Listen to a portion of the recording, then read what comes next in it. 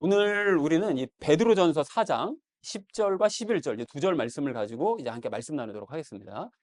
자, 그래서 우리가 지난주 말씀을 먼저 좀 간단하게 정리를 해보자면, 지난주 말씀을 한 문장으로 정리를 하면 이거 어떻게 정리할 수 있다고 그랬죠? 우리가 서로 간에 어떻게 해야 된다.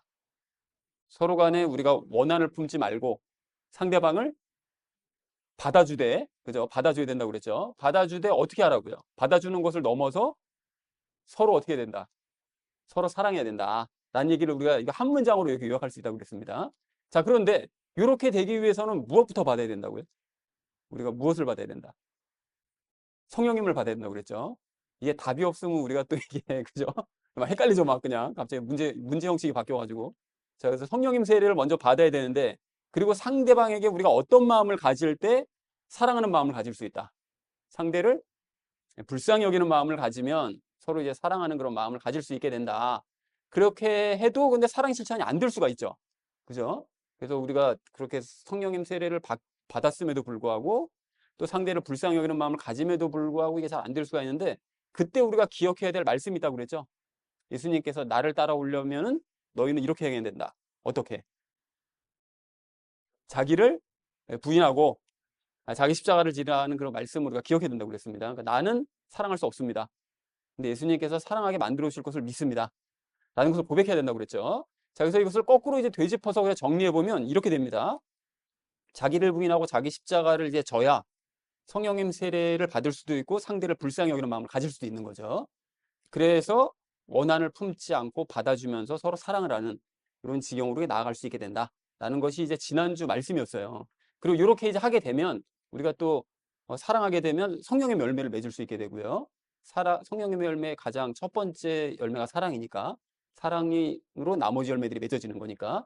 그리고 또 죄의 열매는 덮을 수 있고요. 그리고 예수님께서 우리를 위해 일해 주시는, 내가 할 일을 서로 사랑하라는 그 말씀을, 내가 할 일을 열심히 해 나가면 예수님께서는 나를 위해서 또 일을 해주시는 거죠.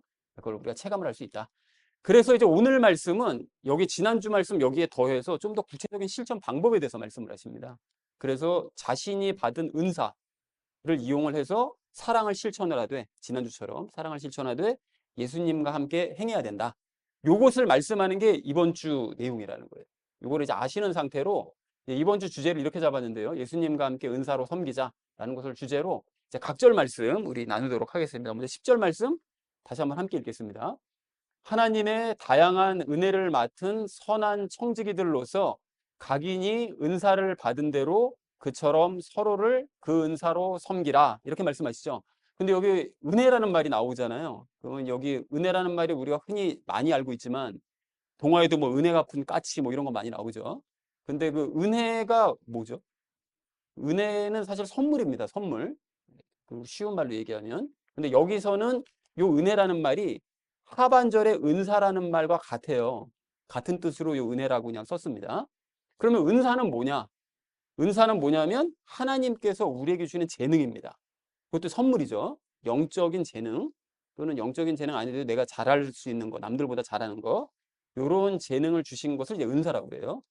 자, 그래서 그리스도인에게 가장 큰 선물은 당연히 예수님이시죠. 예수님이 우리 안에 오신 게 가장 큰 선물입니다. 우리에게 주어진.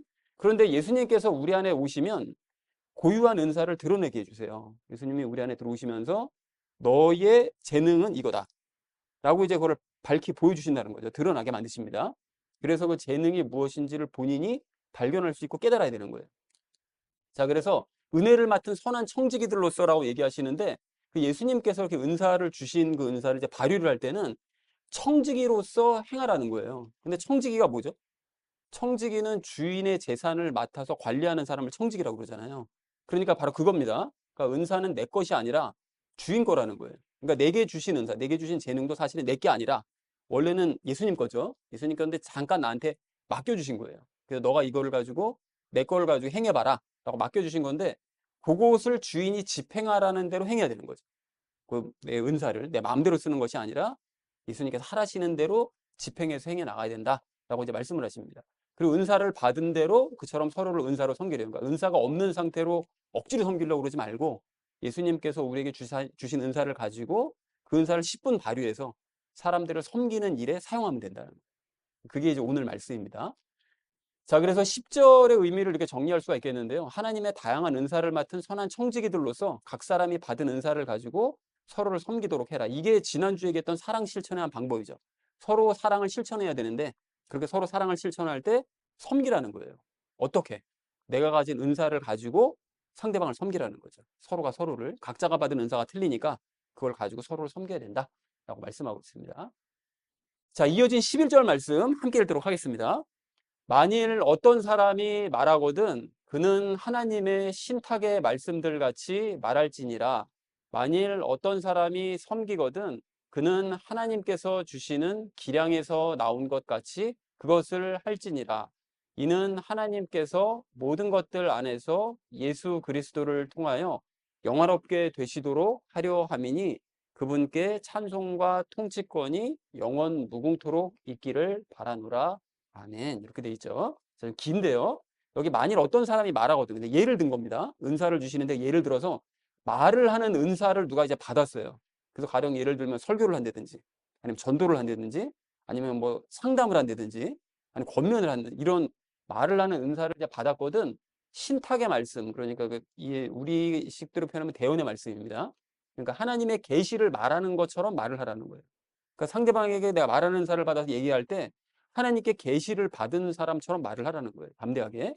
자, 그래서 하나님께 받은 말씀을 전달한다는 마음으로 우물쭈물하지 말고 하나님께 받은 그 말씀을 전달한다는 마음으로 상대방에게 얘기를 해주면 그게 은사를 발휘해서 상대방을 섬겨주는, 도와주는 행위가 된다는 것이죠. 자, 그런가 하면 어떤 사람이 섬기거든이라고 얘기하는데 이게 직분자로서 자기가 섬기는 은사, 즉 아까는 앞에는 말을 하는 은사를 하면 이건 이제 행하는 은사에 가까운 거죠.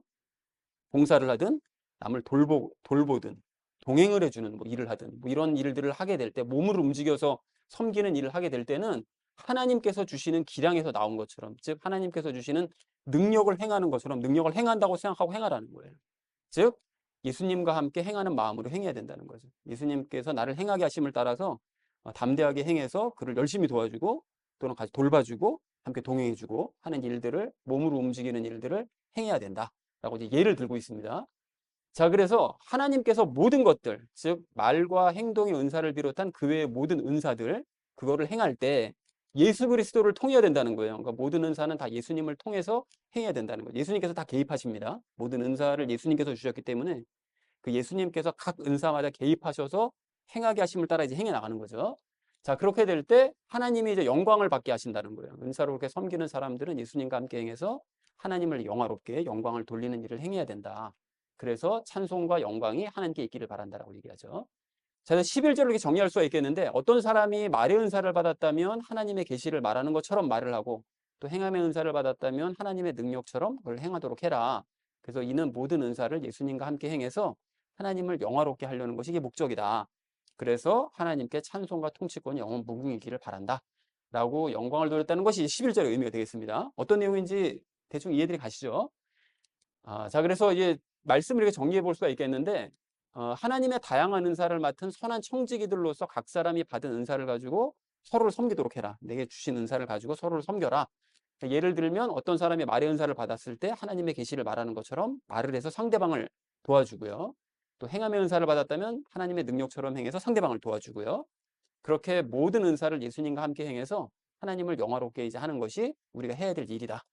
그래서 하나님께 찬송과 통치권이 영원 무궁이기를 바라는 우리 모두가 되어야 된다라고 얘기했다는 것이 오늘 본문 전체의 내용이 되겠습니다. 자, 그래서 오늘 본문을 좀 더 이렇게 세 절로 좀 쉽게 좀 정리를 해보자면 예수님을 모시면 은사가 나타난다는 거예요. 우리의 가장 큰 선물인 예수님을 받으면 우리 안에 은사가 나타난다는 거죠. 그런데 그 은사로 사람들을 섬기라는 거예요. 그렇게 사랑을 표현하라는 거죠. 사랑을 실천하라는 거예요. 그 은사로 행해서. 그리고 은사로 이렇게 섬기고 행할 때는 예수님의 통제를 받아서 예수님과 함께 섬겨야 된다. 왜 그래야 되느냐? 요거는 이제 적용 시간에 말씀을 드리겠습니다.